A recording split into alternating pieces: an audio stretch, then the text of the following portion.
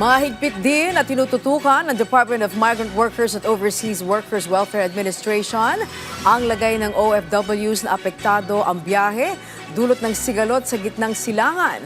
Kahapon ay personal na inalam ni na DMW Secretary Hans Leo Kakdak at OWA Administrator Patricia Yvonne Kaunan ang sitwasyon ng ating mga kababayan na nananatili sa OFW lounges sa NAIA Terminals 1 at 3. Dito ay tiniyak ng mga opisyal ang agad na pagbibigay sa OFWs ng kinakailangang tulong sa harap ng kanselasyon ng kanilang flights patungong Middle East. Samantala, ligtas naman na nakabalik ng bansa sa tulong ng DMW at OWA ang 57 OFWs na patungo sanang Abu Dhabi ngunit na stranded sa Hong Kong International Airport.